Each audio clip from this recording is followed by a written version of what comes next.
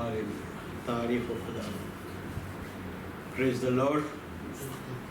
प्रभु की स्तुति हो, प्रशंसा हो। हम प्रेम के बारे में सीख रहे हैं और मैंने आपको सिखाया बताया कि अगर हमारे अंदर प्रेम और तरस नहीं है तो सब कुछ बेकार है। पौलुस कहता है कि अगर मैं स्वर्गदूतों की बोलियां बोलूं, मेरे अंदर पहाड़ों को रिमूव करने वाला विश्वास हो, मुर्दों को चंगा कर दूं, सब कुछ कर दूं, अगर प्रेम न रखूं तो सब कुछ क्या है? व्यर्थ है। और हम बाइबल में भी देखते हैं, गॉस्पल में, सुसमाचारों में कि प्रभु यीशु मसीह जब भीड़ को देखते थे तो तरस से भर जाते थे, है ना। परमेश्वर भी जब अपनी प्रजा को तितर बितर देखता था तो भी रोता था और वो भी कहता है, हाय चरवाहों के ऊपर, है ना, मेरी भेड़ें इन्होंने क्या कर दी हैं? तितर बितर कर दी है। आज भी हम देखते हैं कि कलीसियाओं के अंदर, सेवकों के अंदर प्यार की कमी है। प्रेम कहीं ना कहीं हम देखते हैं कि कम हो रहा है और ये कोई हैरानी वाली बात नहीं है, क्योंकि पौलुस भी कहता है कि अंत के दिनों में बहुतों का प्रेम क्या हो जाएगा? ठंडा पड़ जाएगा। अगर हम प्रकाशित वाक्य में तो कहते हैं, प्रभु खुद कहते हैं उस कलीसिया को कि तूने पहला वाला प्रेम छोड़ दिया, है ना। अब हम भी देखते हैं अपनी लाइफ के अंदर कि जब हम प्रभु में नहीं थे तो बहुत जोश था, जज्बा था, प्रभु के लिए कुछ करने का रखते थे, तो धीरे धीरे वो ख़त्म क्यों हुआ? क्योंकि हम सही संगति में नहीं थे, है ना। कोयला तब तक लाल रहता है जब तक वो भट्टी में रहता है। अब भट्टी से निकालो, बेकार, वो फिर किसी काम का नहीं रहा। उसको दोबारा भट्टी में रखो, वो दोबारा वो तपन, वो आग उसके अंदर नहीं होगी। तो प्यार, जो प्रेम है परमेश्वर का, जो मैं थर्सडे को भी सिखाया, आपको भी मैं उसको रिलीज कर दूंगा। प्रभु के प्रेम में बना रहना बहुत जरूरी है और वो सिखाता है हमें, अगर हम आज्ञा पालन करेंगे तो हम उसके प्रेम में बने रहेंगे। और आज्ञा पालन, प्रेम करना और माफ करना एक ही चीज है। ये एक फ्रूट के 3 हिस्से हैं, आज्ञा पालन, प्रेम और क्षमा करना। और प्रभु कहता है 15 अध्याय यूहन्ना में कि जो मुझ में बना रहता है वो बहुत फल फलता है और मुझसे अलग होकर तुम कुछ भी नहीं कर सकते। और वो कहता है जो डाली मुझ में है और नहीं फलती है उसे भी क्या कर देता है? वो काट डालता है। क्यों काट डालता है? क्योंकि वो डाली प्रेम में नहीं बढ़ रही है। तो हमें प्रेम जो है परमेश्वर के प्रेम में बढ़ना है, दुनियावी प्रेम में नहीं। दुनियावी प्रेम क्या है? जहाँ हमारी बिगड़ जाती है, प्रेम खत्म ही हो जाता है ना। हमने भी एक्सपीरियंस किया है कि जब तक लोग आपके साथ ठीक हैं या आप लोगों के साथ ठीक हैं, जिस दिन आपसे थोड़ी सी मिस्टेक हो गई, वो उस मिस्टेक को याद रखते हैं और बाकी उस भलाइयों को भूल जाते हैं जो आपने उनके साथ जिंदगी भर की है। अब दूसरों की बात क्यों बोले? अपने बच्चे भूल जाते हैं, है ना। माँ बाप पढ़ाते लिखाते हैं, अपना पेट मार के, अपना तन मार के उनको खिलाते पिलाते हैं। जब वो बड़े होते, शादीशुदी हो जाते तो और क्या अनाथ आश्रम छोड़ के आ जाते हैं। तो प्रेम कहाँ है? प्रेम धीरे धीरे धीरे खत्म हो रहा है। पर हम जो मसीह लोग हैं, जो चुने हुए लोग हैं, इनको प्रेम में सरगर्म रहना है। आज हम सीखेंगे प्रेम में चलने के बारे में। इफिसियों 5 अध्याय को लिए और उसका 1 से लेकर 7 तक पढ़ेंगे। इफिसियों 5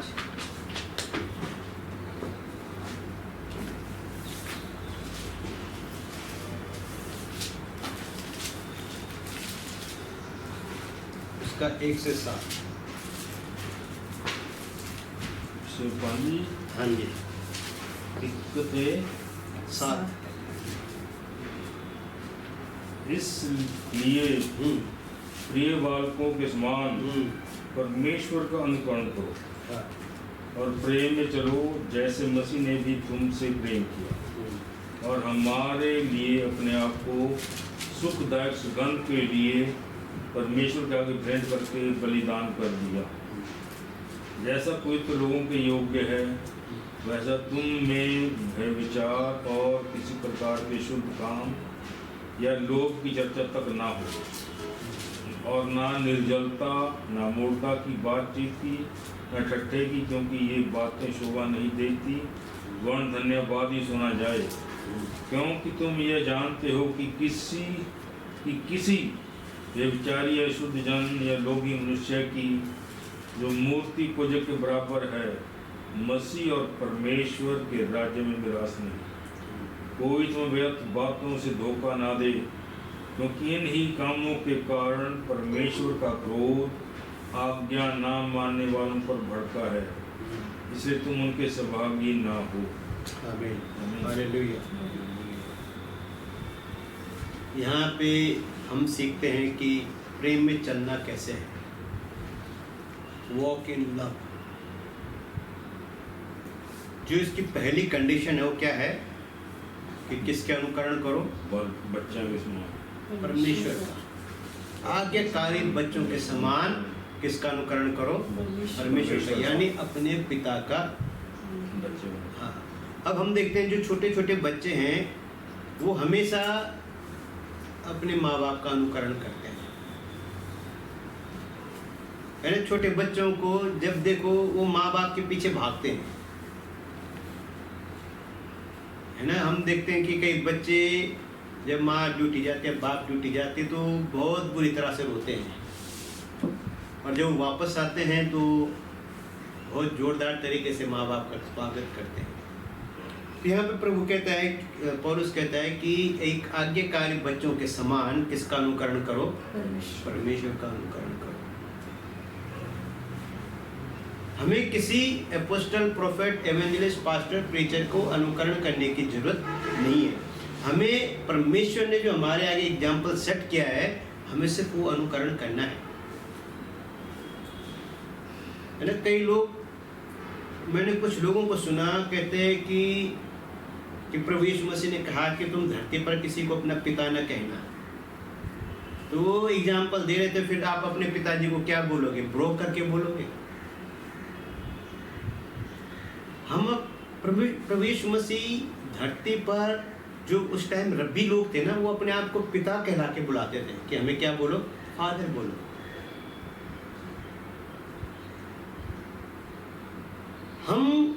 मैं उस टीचिंग में नहीं जा रहा, मैं बता रहा हूं कि लोग चीजों को कैसे ट्विस्ट करते हैं। यीशु मसीह ने कहा धरती पर किसी को तुम पिता न कहना, क्योंकि तुम्हारा पिता कहाँ है? इसलिए उसके सिवा किसी और को तुम अपना स्पिरिचुअल फादर नहीं कहना। पर अभी हम क्या देखते हैं कि जो इस चीज में चल रहे हो अपने कैसे ट्विस्ट करते हैं परमेश्वर के वचन को, जैसे ओनली जीसस वाले ट्विस्ट करते हैं कि सिर्फ यीशु मसीह के नाम से बपतिस्मा लेना, क्योंकि प्रेरितों ने तो सिर्फ यीशु के नाम से बपतिस्मा दिया। अब जाहिर सी बात है कि जो चेले थे उन्होंने कभी भी किसी को यीशु मसीह के नाम से नहीं दिया, वो यीशु मसीह का इनकार नहीं कर सकते। यीशु मसीह जो बोल के गया ग्रेट कमीशन हमें यही सिखाता है कि पिता, पुत्र और पवित्र आत्मा के नाम से। हमें वचन जब पढ़ना है तो हमें एक साइड वाला नहीं पढ़ना। अगर कोई सिक्का होता है उस पर दोनों तरफ एक लिखा हो तो वो चलते उसे खोटा बोलते हैं। क्या बोलते हैं उसे? खोटा सिक्का। हाँ भाई, दोनों तरफ इस तरफ भाई शेर नहीं है, तो ये सिक्का दोनों तरफ एक सिक्का एक ही लिखा हुआ है इस पे, चाहे 2000 का नोट हो, चाहे 10,000 का नोट हो, चाहे कितने भी नोट हो, अगर उसके दोनों तरफ एक ही चीज है तो फिर वो खोटा या जाली का कर जाते हैं ना। तो हम लोग क्या कर रहे हैं? सिक्के के एक ही पहलू को देख रहे हैं। बाइबल के एक वचन से आप पूरी जिंदगी नहीं बिता सकते।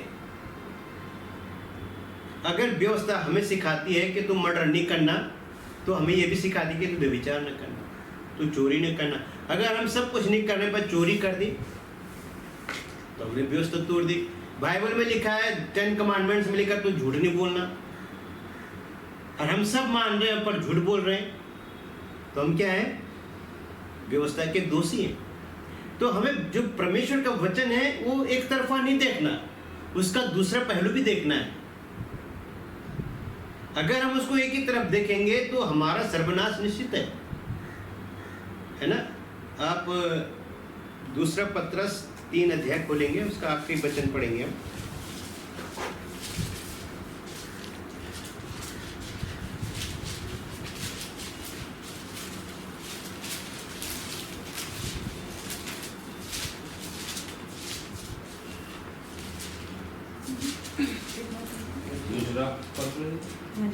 दूसरा पत्रस 3 अध्याय,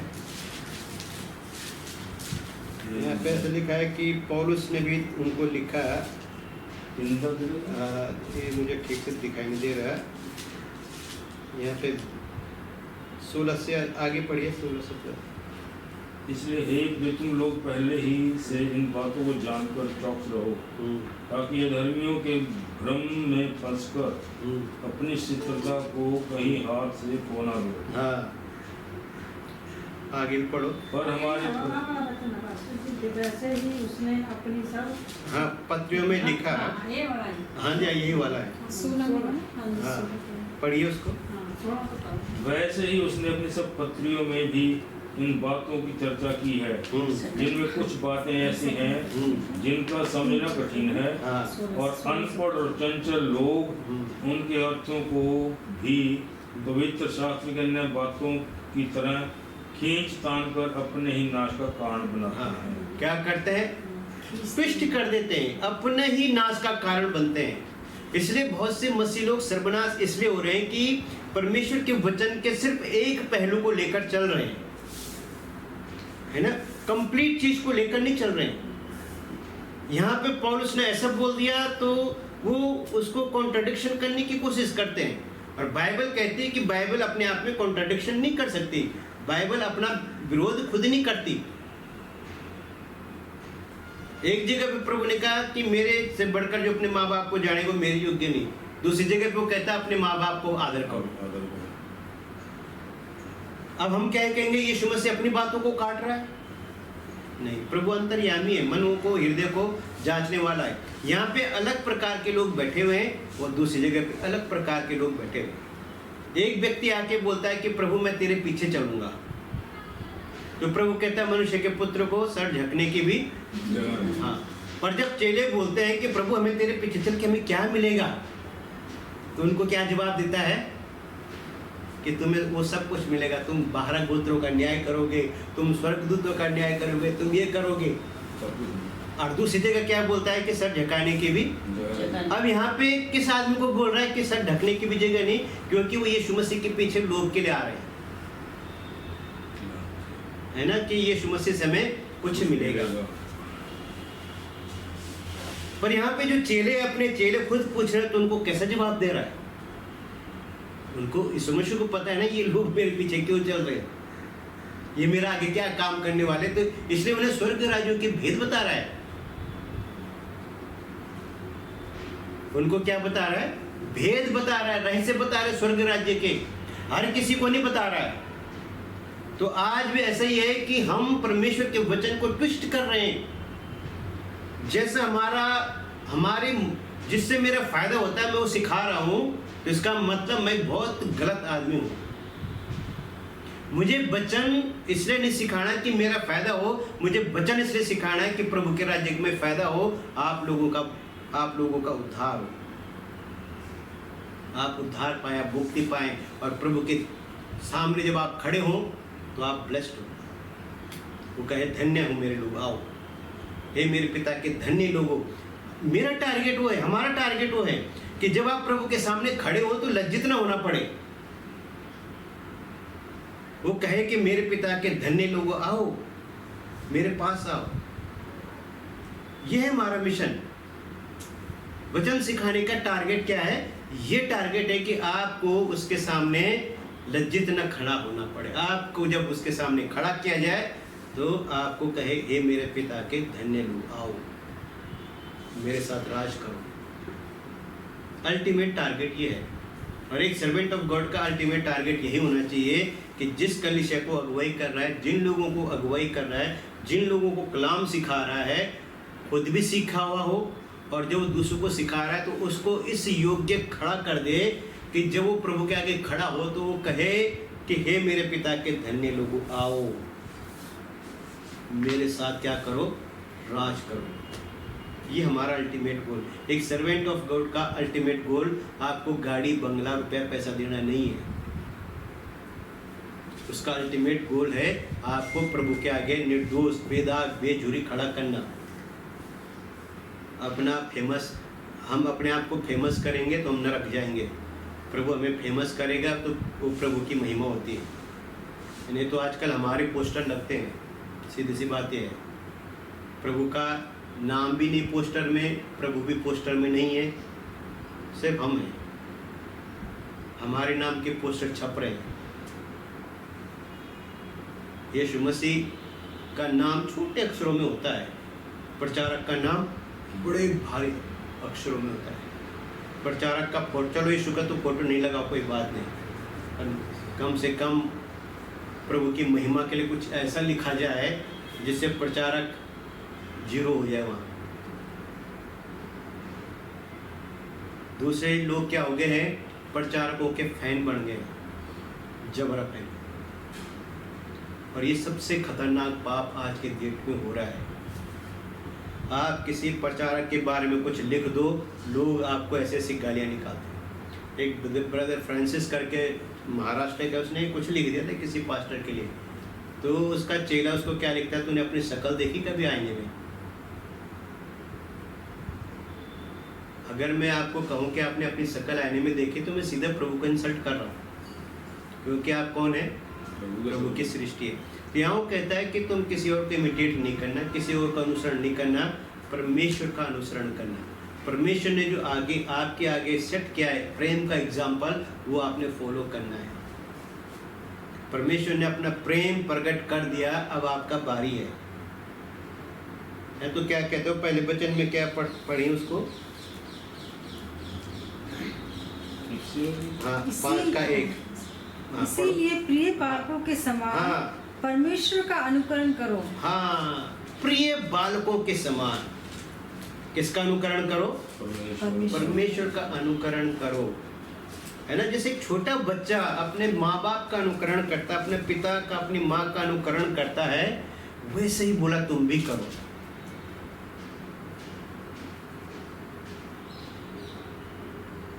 है ना। हम दाऊद के जीवन को देखते हैं, वो बचपन से कर रहा था, और दिखावे के लिए नहीं कर रहा था।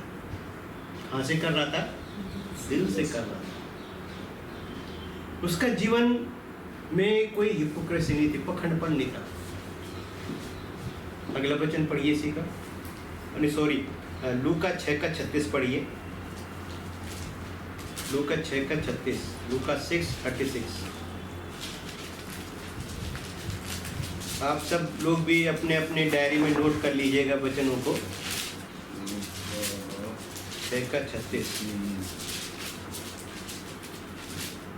जैसा तुम्हारा पिता हाँ, दयावंत है, हाँ, वैसे ही तुम भी दयावंत बनो। हाँ, कैसा अनुकरण करना है? हमारा परमेश्वर कैसा है? दयावंत है। तुम भी ऐसे होना है। पौलुस क्या कहता है कि किसका? बच्चों के समान परमेश्वर का अनुकरण करो। कैसा? जैसा वो दयावंत है वैसे तुम भी दयावंत बनो। जैसे वो क्षमाशील है ऐसा तुम भी क्षमाशील बनो। जैसे वो सहनशील है ऐसे तुम भी रहो। जैसे वो धीरजवंत है वैसे तुम भी बनो। यानी परमेश्वर के चरित्र में बढ़ो।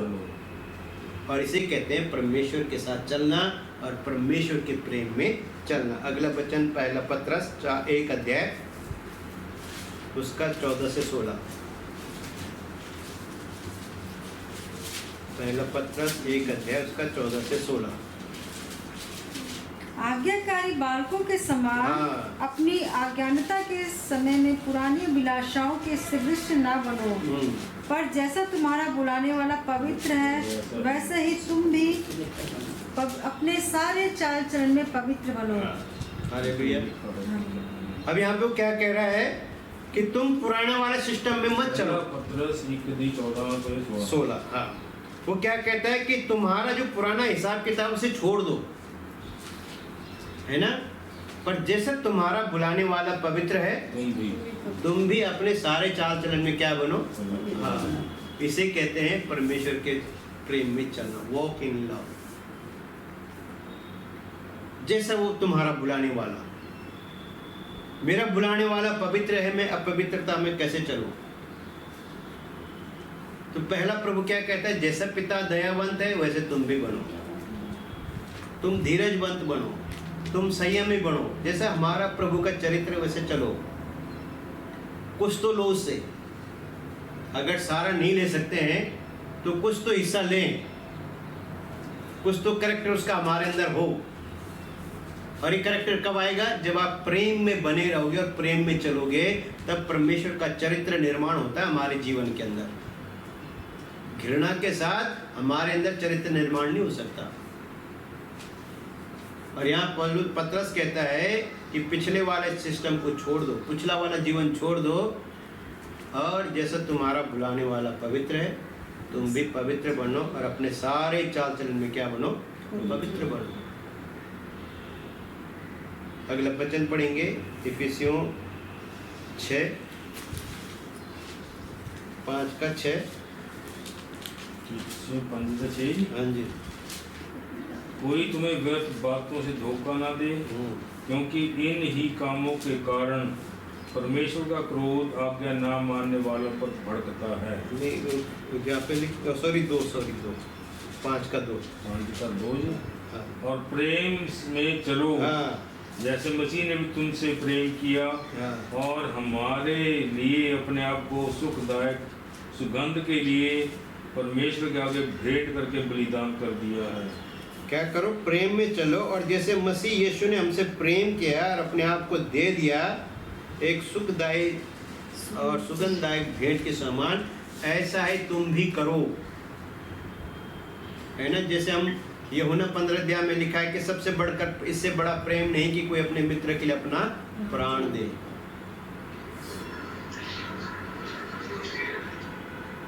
तो हमें भी क्या करना है? ऐसा ही बनना है। जैसे मसीह यीशु ने हमारे लिए प्राण दिया, हमने भी उस लेवल तक जाना है जहां हम प्रभु के लिए प्राण दे सकें, क्योंकि प्राण भी उसी का है।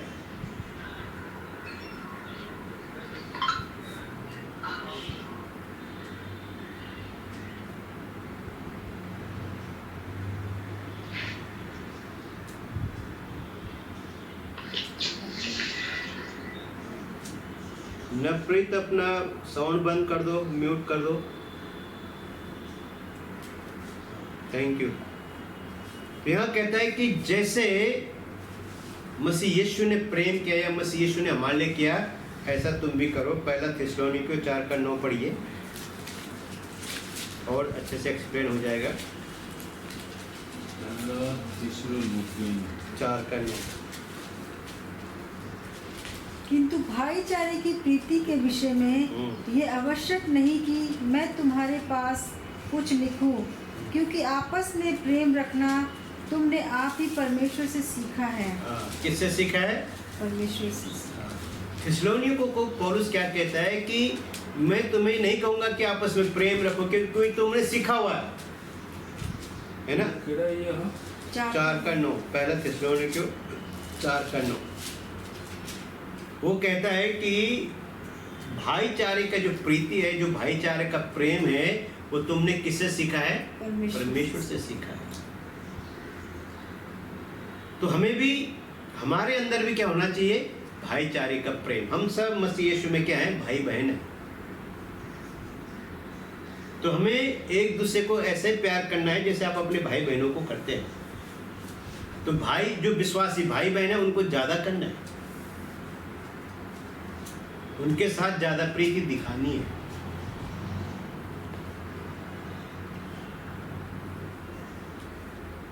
मसीह में हम सब क्या है? भाई बहन है, एक खून से खरीदे गए, एक आत्मा से हमने आशीष पाई, एक बैप्टिज्म, एक आत्मा, एक पिता, एक परमेश्वर, एक मध्यस्थता। हमें आपस में भाईचारे के प्रेम से रहना, किसी के प्रति अपने मन में कोई भी द्वेष ईर्ष्या नहीं रखना। अगला वचन हम पढ़ेंगे गलातियों 1:4। गलातियों 1:4।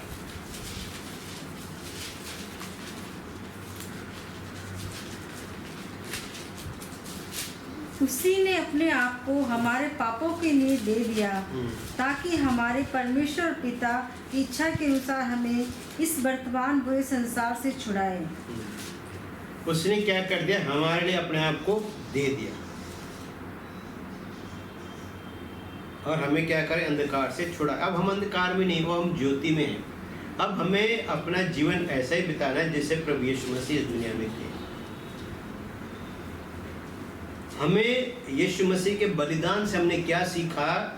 खाली मेरे पाप क्षमा हुए बस? क्या यीशु मसीह के बाद उसके चेलों की कुर्बानी नहीं हुई? हालांकि उनकी कुर्बानी पापों के लिए नहीं हुई, पर उन्होंने अपने प्राण मसीह के लिए दिए, क्योंकि उनके प्राण ऑलरेडी उधार थे। हमारे प्राण भी क्या हैं? प्रभु यीशु मसीह के पास उधार पड़े हैं।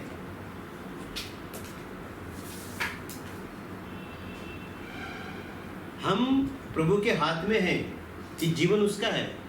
तो हमने उस लेवल तक जाना है जहां हम प्रभु के लिए अपनी जान भी दे सकें, प्रभु के लिए हम शहीद हो सकें, प्रभु के लिए हम मर मिट सकें। वो लेवल तक हमें जाना, उस लेवल तक हमें प्रेम करना जैसे प्रभु ने हमसे किया, ऐसे में भाइयों के लिए प्रेम करना है।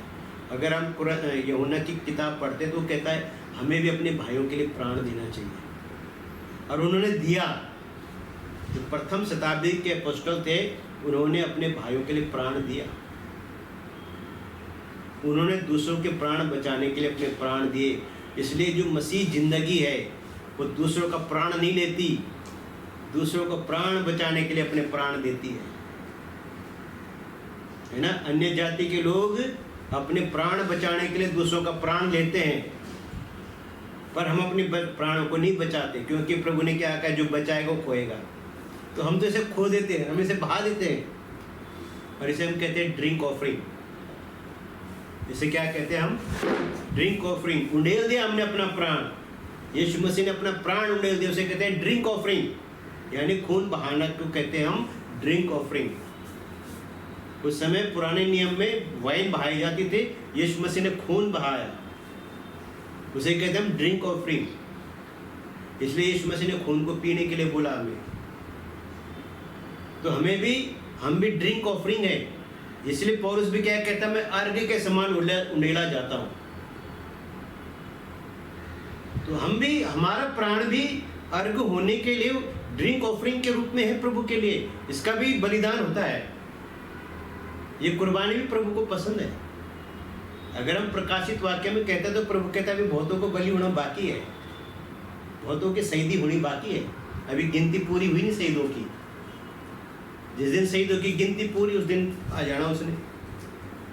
अभी कुछ शहीद होने बाकी हैं, और शहीद वो नहीं होंगे जिनके पास भीड़ है, शहीद वो होंगे जिनके पास कुछ नहीं है।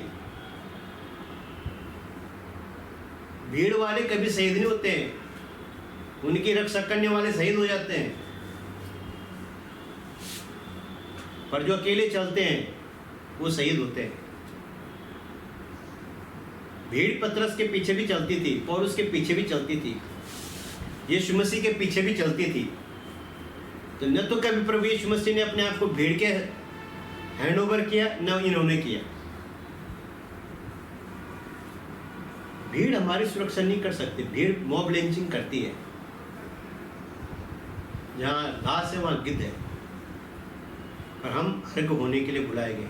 हमारा जो प्राण है उंडेले जाने के लिए बुलाया गया। ये बहाया जाएगा, कोई बड़ी बात नहीं है। आगे वचन पढ़ेंगे, 2 कुरिन्थियों 2:15।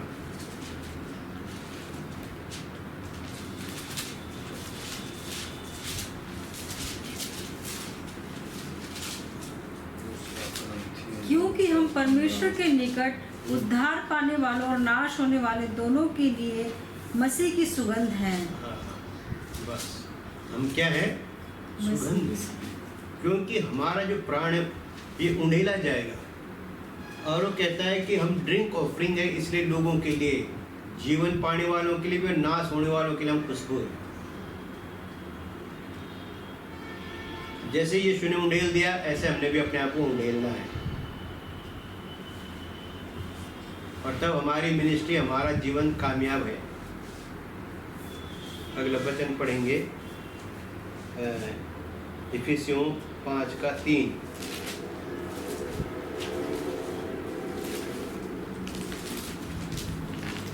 जैसा पवित्र लोगों के योग्य है, हाँ। वैसा तुम में व्यभिचार और किसी प्रकार के अशुद्ध काम या लोभ की चर्चा तक न हो। हाँ। तुम में क्या न हो? लोभ की चर्चा तक न हो। कोई भी व्यभिचार न हो, कोई भी लुचपन न हो, कोई भी इस तरह का काम, और कहता लोभ तक की बात ना हो, है ना। कुलिस्सियों 3 अध्याय खोलेंगे, उसका 5 से 7 पढ़िए। कुलिस्सियों 3 अध्याय उसका 5 से 7। इसीलिए अपने उन अंगों को मार डालो हाँ। जो पृथ्वी पर हैं, अर्थात व्यभिचार, अशुद्धता, दुष्कामना, बुरी लालसा और लोभ को जो मूर्ति पूजा के बराबर है। इन्हीं के कारण परमेश्वर का प्रकोप आज्ञा न मानने वालों पर पड़ता है। और तुम भी जब इन बुराइयों में जीवन बिताते थे तो इन्हीं के अनुसार चलते थे। बस अब यहाँ पे क्या कहता है कि उन अंगों को मार दो जिनमें सब है, यानी शरीर की लालसा, आंखों के अभिलाषा, जीवन के घमंड को मिटा डालो। ये हमारे जीवन में रहना नहीं चाहिए। दुनिया की कोई भी लालसा, कोई भी इच्छा हमारे अंदर पनपनी नहीं चाहिए। आपको कुछ भी इस दुनिया के अंदर मिल जाए, आप उसमें से कुछ भी अपने साथ लेकर नहीं जा सकते। अगर कोई लेकर गया तो बताओ, है ना। हम उन बाबाओं में से नहीं है कि दुनिया को कह दे मोहमाया छोड़ दो, हमें दे दो। आप हम मोहमाया में जी रहे हैं और दूसरों को मोहमाया से दूर कर रहे हैं, वो टीचिंग नहीं चलेगी। अगर मैं सिखा रहा हूं कि छोड़ो तो मुझे भी छोड़ना पड़ेगा। मैं आप खुद कार में घूम रहा हूं, मैं खुद लग्जरी में जी रहा हूं, मैं दूसरों को क्या कहता हूं? मोहमाया छोड़ दो, हमें दे दो, है ना। किसी लेडी ने मुझे पूछा था कि क्या हमें ज्वेलरी पहननी चाहिए। मैं कहा अगर आपकी इच्छा करता है तो पहन लो, पर ज्वेलरी को खुदा के से ज़्यादा प्यार नहीं करना। आपको अच्छा लगता है पहनना, पहनो, प्रभु ने पहनने के लिए मना नहीं किया। तो कहते हमने ना फलाने जगह चर्च जाते थे तो पास्टर ने कहा कि हमें ज्वेलरी नहीं पहननी चाहिए। तो कहते हैं मैंने पास्टर से पूछा फिर हम क्या करें। कहते वो चर्च में दान कर दो। अब मैं क्या, फिर उसका बाद चर्च में आपने दान कर दिया, फिर उस ज्वेलरी का क्या हुआ? पास्टर जी ने उसका क्या किया? तो समाचार पे लगा, कहीं लगाया, कहता कहीं भी नहीं लगाया। अरे ऐसी घटनाएं हमने बहुत देखी है। तो यह कहता है कि तुम्हारे अंदर लोभ की बात भी ना हो। अगर हमने कह दिया अगली लेडी को भी तूने ज्वेलरी नहीं पहननी, तो उसको ये नहीं कहना कि तू अब इसे चर्च में, ओके, तो बेच बूझ के अपने लिए कुछ और ले लो। सीधी सी बात ये होनी चाहिए। ये थोड़ी कि भाई आप ये मत पहनो चर्च। अगर वो अशुद्ध है तो चर्च में दान कैसे हो सकता है? अगर ज्वेलरी पहनना गलत है तो फिर चर्च में ऑफरिंग कैसे बढ़ सकता है? ये नहीं बढ़ सकता है ना। और प्रभु ने तो सोना चांदी भी ऑफरिंग में लिया है। अगर सोना चांदी ऑफरिंग में ले रहा है तो आप पहन भी सकते हैं। तो अगर आपका पहनना अशुद्ध है तो फिर चर्च में शुद्ध कैसे हो गया? तो एक ही तरफ नहीं देखना, दूसरी तरफ भी देखना। यहाँ कहता है ये सब बातें तुम्हारे अंदर नहीं होनी चाहिए। उन अंगों को मार दो जिनके अंदर आपके गलत इच्छा पैदा होती है। क्योंकि लिखा है कि जो लोभी आदमी है वो मूर्ति पूजक के समान है। जो लोभ रखता है, किसी भी चीज का लोभ रखता है, वो मूर्ति पूजक है। चाहे अपने आप को खुदा का दास बोले, कोई दिक्कत नहीं है। हनन्याह सफीरा मारे गए और बाद में बहुत से लोग भी मारे गए। पौलुस कहता है मैंने सब परिस्थितियों में जीना सीख लिया। जहां आपके अंदर लोभ आ गया, आपका खुदा यीशु मसीह रहा ही नहीं। फिर आपका खुदा पैसा है, फिर आप प्रेम में नहीं चल सकते, या तो फिर पैसे ही आपको ज़्यादा प्यारा होगा। ये मेरा व्यक्तिगत एक्सपीरियंस है। जब मैं सेवा नहीं करना चाहता था, मैं पैसा कमाना चाहता, तो मुझे दर्शन ही ऐसा आया, एक तरफ दौलत रखी हो, एक तरफ यीशु मसीह खड़ा है, और प्रभु मुझे कहता है मुझसे ज़्यादा प्यार तो उसको करता है। और वो सच बोल रहा, मैं झूठ बोलता हूँ। मैं कहता नहीं प्रभु मैं आपसे प्यार करता हूँ। पौलुस पतरस की तरह मैं भी मुकर गया, और सच यही था कि हम प्रभु से ज़्यादा धन को प्यार करते हैं, और इस धन ने बहुत से लोगों का प्रेम ही ठंडा कर दिया। इस धन ने बहुत से लोगों को प्रभु से दूर कर दिया। इसकी पूजा होती है अन्य जातियों में। हमारे धन की जगह पैरों के नीचे है वो हमारा सेवक है, हम उसके सेवक नहीं है। वो हमें नहीं चला सकता, वो हमारी जरूरतों को पूरा कर सकता है, हम उसकी जरूरतों को पूरा नहीं कर सकते। हम उसकी जरूरत नहीं, वो हमारी जरूरत है। उसे हमारी सेवा करनी है, और हम यीशु मसीह के सेवक हैं, हमें यीशु की सेवा करनी है। तो अभी क्या हो गया है, मसीह लोग लोभी हो गए। वो कहते हैं लोभ की बात तुम में होनी भी नहीं चाहिए। आगे पढ़ो उसको 4 वचन को, लूका 12:15 सॉरी।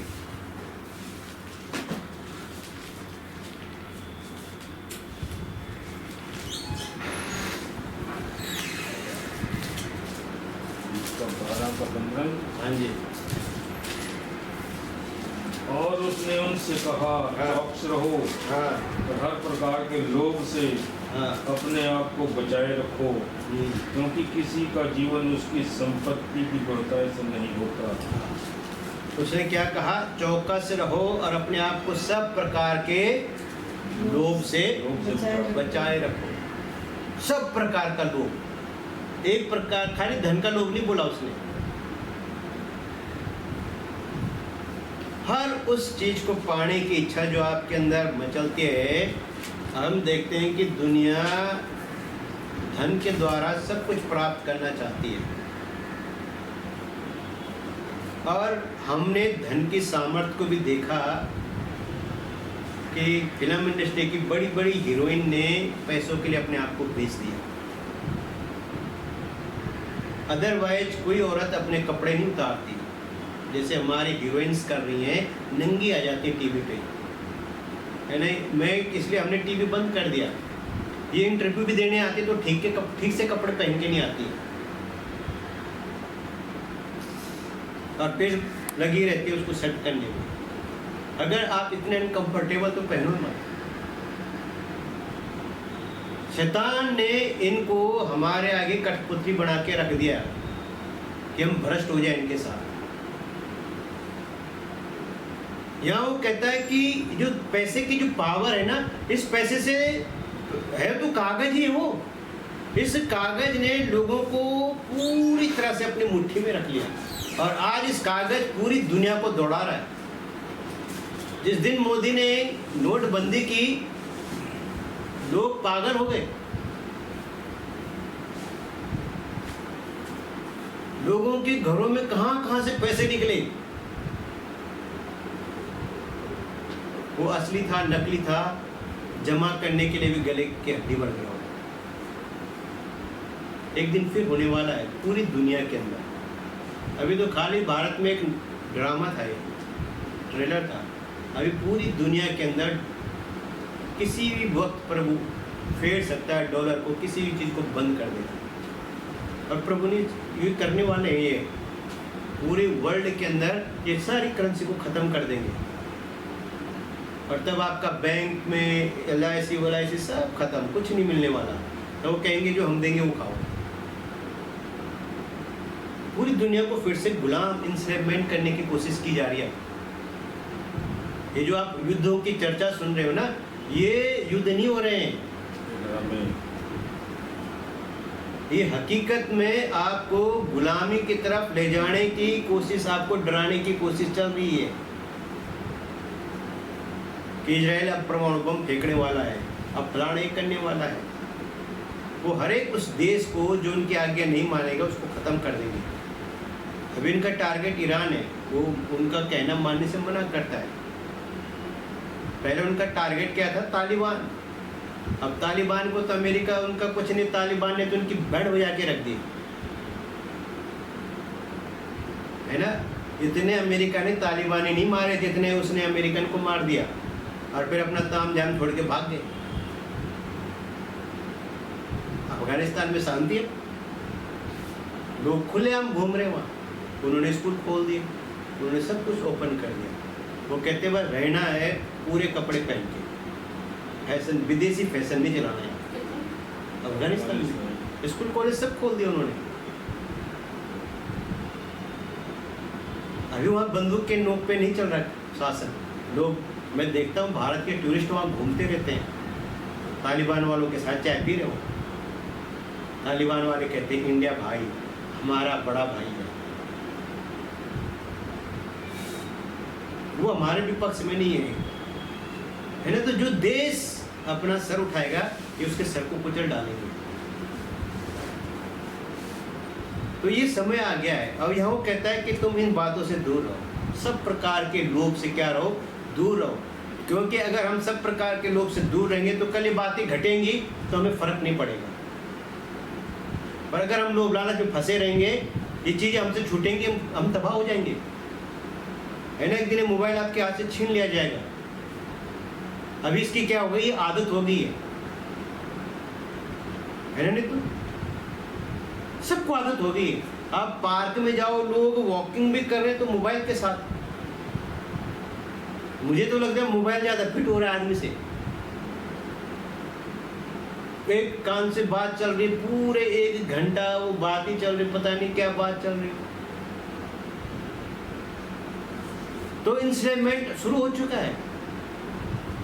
एक दिन अचानक ये आपसे छीन लिया जाएगा। अभी इसका क्या हो गया? हमारे अंदर लोभ हो गया। कितना खतरनाक यंत्र हमारे हाथ में दे दिया है, बच्चे से लेकर बूढ़ा तक। इसके प्रभाव से कोई बच नहीं सकता। कल अचानक से चला जाए आपके हाथ से, आप कुछ नहीं कर सकते। सॉफ्टवेयर बंद कर देंगे, क्या करोगे? इसमें खाली डब्बा रह जाएगा, कबाड़ के सिवाय कुछ नहीं। अभी कंपनियां प्रोपगंडा कर रही हैं, इसमें ये AI आ गया, इसमें ये आ गया, उसमें वो आ गया। आपको बेवकूफ़ बनाने की पूरी कोशिश कर रही है। AI फीचर आ गया, आप कुछ भी कर लो इससे, कुछ भी कर लो का मतलब सही भी कर लो और गलत भी कर लो। और वचन हमें सिखाता है कि तुम फंसना नहीं। कल ये चीज़ हमारे हाथ से चली गई तो हमें फर्क नहीं पड़ना चाहिए। जब हमारे पास नहीं था, क्या था? हम जी नहीं रहे थे, तब मुझे लगता है बेहतर जी रहे थे। अभी हमें प्रार्थना भी नहीं करने देता है, क्यों बच जाता है। कभी साइलेंट पे छोड़ दिया तो ठीक, नहीं तो बीच बीच में गड़बड़ कर देता है। अगला वचन पढ़ेंगे इसी का 4, इफिसियों 5:4।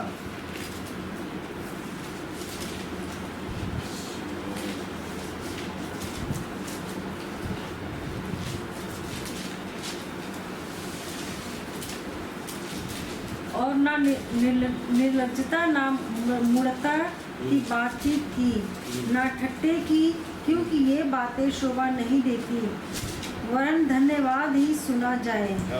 अब वो कहता है तुम्हारे मुंह से कुछ भी गंद नहीं निकलना चाहिए। क्या नहीं निकलना चाहिए? कुछ भी गंद नहीं निकलना चाहिए। कोई गंदी बात नहीं आनी चाहिए हमारे मुंह से। कोई गाली गलौज, कोई गंदा मजाक, हंसी ठट्टा, ये सब नहीं होना चाहिए हमारे जीवन में। ज़्यादा ही हाल नहीं चलना चाहिए। अक्सर हम जब किसी का मजाक उड़ाते तो हम उसका नहीं, प्रभु का उड़ाते हैं। जैसे कपिल शर्मा शो है, जो कॉमेडी शो आते हैं, इसमें सब मजाक होता है, गंदा मजाक, डबल मीनिंग जोक्स होते हैं।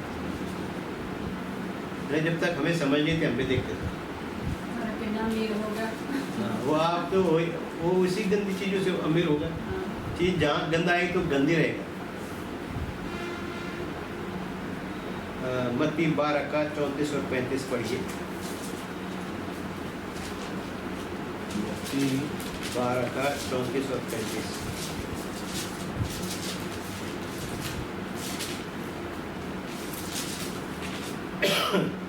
हे सांप के बच्चों, तुम बुरे होकर कैसे अच्छी बातें कह सकते हो?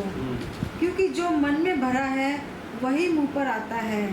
भला मनुष्य मन के भले भंडार से भली बातें निकालता है और बुरा मनुष्य बुरे भंडार से बुरी बातें निकालता है। तो यहाँ पे क्या कहता है, सांप के बच्चों तुम अच्छी बातें कैसे कह सकते हो? सांप के बच्चे कहने का मतलब क्या? शैतान।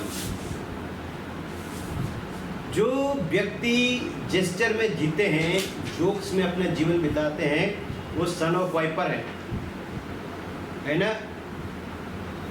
अगर मैं आपका मजाक उड़ाऊं, दूसरा हंसेगा, पर जिसका मजाक उड़ाया जा रहा है उसको डस देती हूँ बात,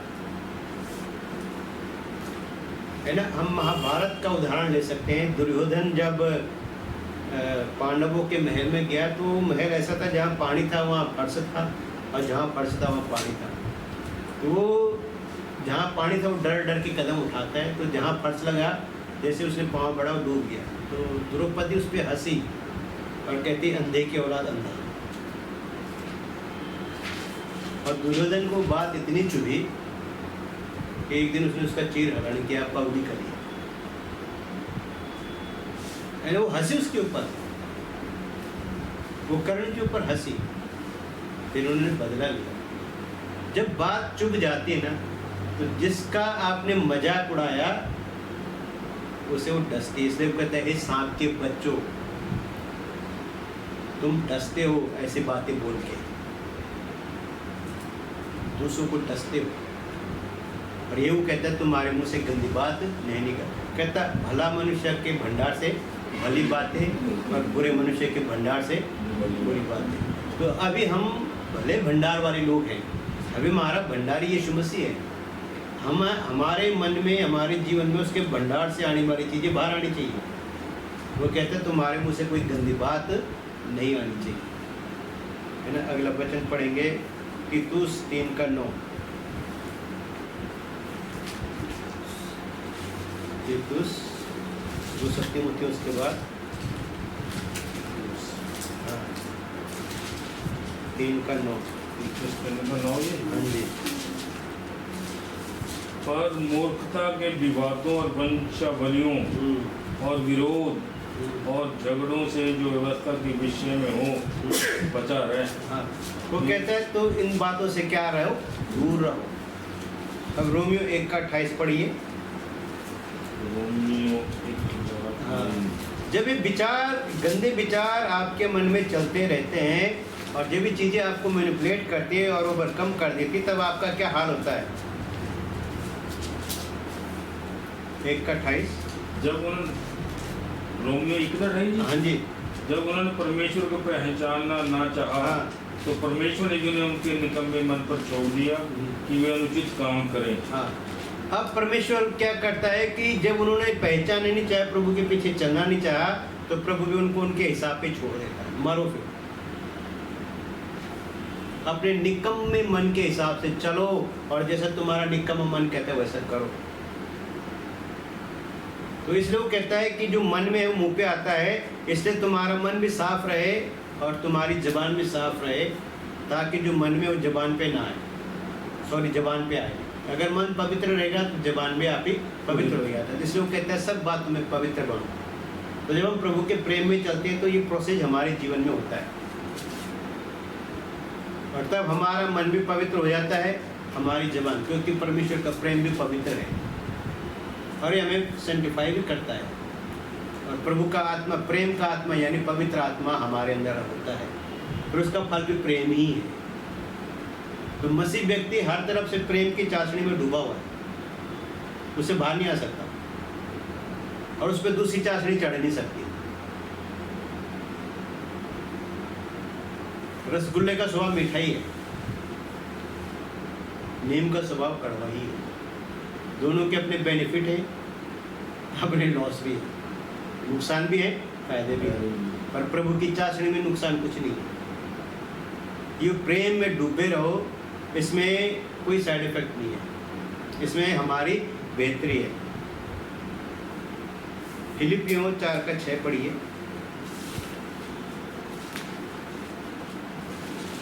फिलिपियों 4:6।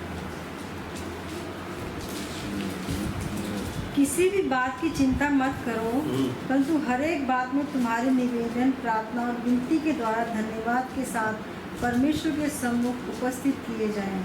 तो यहाँ पे कहने का मतलब है कि ये सब गंदी बातों के बजाय तुम्हारे मुंह से धन्यवाद, स्तुति, आराधना के वचन बातें निकलती है ना। जब भी आपस में मिलो तो प्रभु की महिमा करो, भजन गाओ, प्रभु को धन्यवाद करते रहो, प्रभु की स्तुति करते रहो।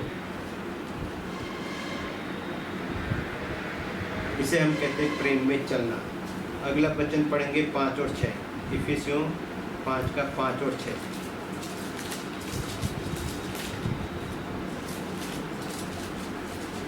क्योंकि तुम ये जानते हो कि किसी व्यभिचारी या अशुद्ध जन या लोभी मनुष्य की जो मूर्ति पूजक के बराबर है, मसीह और परमेश्वर के राज में निराश नहीं। जो इस तरह के लोग हैं उनका मसीह के राज्य में निराश नहीं हो सकती, पर जो प्रभु के प्रेम में चलता है वो निराश में जाएगा।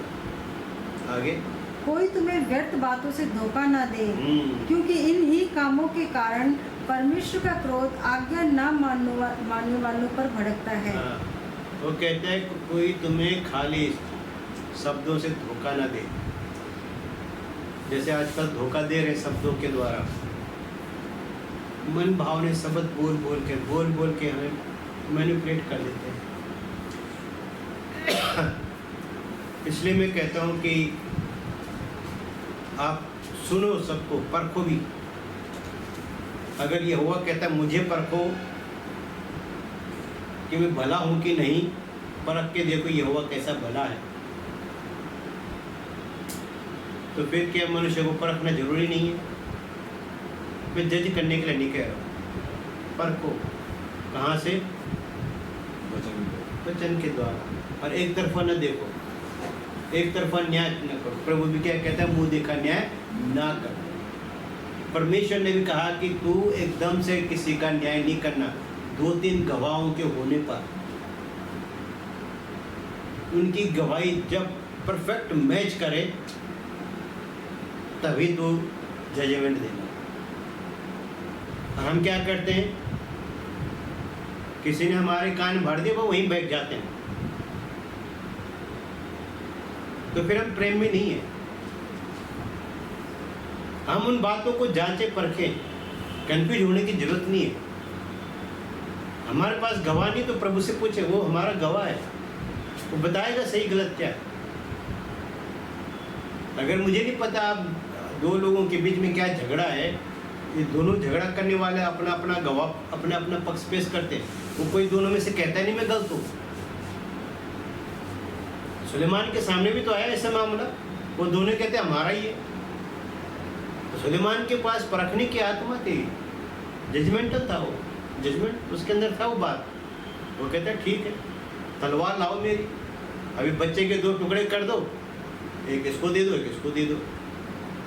अब जो असली माँ थी उसके अंदर पीड़ा है कि मैं अपने बच्चे को कैसे काट सकते हो, मेरा बच्चा को मेरा के कैसे काट सकते हो। वो आके क्या बोलते हैं, नहीं नहीं प्रभु आप इसी को दे दो, एटलीस्ट जिंदा तो रहे, चाहे इसी के पास रहे। और जो दूसरी थी वो क्या कहती है, जो माँ नहीं थी, कहते नहीं नहीं नहीं तेरा न मेरा। सुलेमान ने कैसे परखा उनको? आपको भी परखना है कि मैं आपको सही सिखा रहा हूँ कि गलत सिखा रहा हूँ। आंख मूंद के किसी को भी यकीन नहीं करना आपने, मुझे भी नहीं। आपको परमेश्वर ने अपना आत्मा दिया है, अपना वचन दिया है, इसके द्वारा आप सुनो और परखो। किसी को ब्लाइंडली फेथ मत करो। अगर यहोवा कहता है मुझे परखो, तो हमें परखना है, और हमें परख होनी चाहिए हम सही सुन रहे हैं या गलत सुन रहे हैं।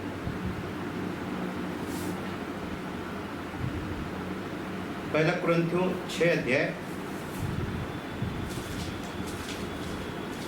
उसका 9 से 11 तक पढ़ दीजिए। पहला कुरिन्थियों 6:9 से 11।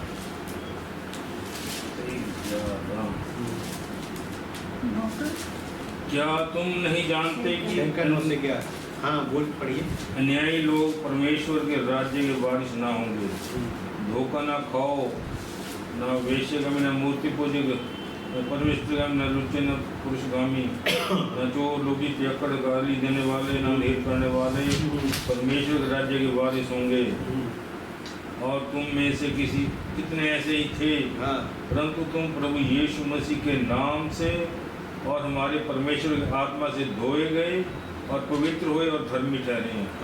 अब वो कहता है कि तुम्हारे अंदर सब गंद नहीं होना चाहिए, तुम्हारे मुंह के अंदर, तुम्हारे मन के अंदर एक गंद नहीं होना चाहिए, क्योंकि तुम पवित्र आत्मा के द्वारा धोए गए हो। परमेश्वर ने तुम्हें अलग कर दिया है इन सब बातों से। तुम्हारे मुंह से हमेशा बातें, सलोनी बातें आनी चाहिए। तुम्हारे मुंह से हमेशा महिमा की बातें, प्रभु के जलाल की बातें होनी चाहिए, प्रभु की स्तुति आराधना की बातें, धन्यवाद की भेंटें तुम्हारे मुंह से निकलनी चाहिए। अब 7 पढ़िए, 5:7। इफिसियों 5:7। इसलिए तुम उनके सहभागी ना हो। इसलिए तुम क्या ना हो? उनके सहभागी ना हो। अन्य जातियों के साथ सहभागी ना हो, उनके कामों में सहभागी ना हो, उनकी बातों में सहभागी ना हो, उनके कार्यों में सहभागी ना हो, उनकी हाँ में हाँ न मिलाओ। पहला तीमुथियुस 5:22 पढ़ दीजिए।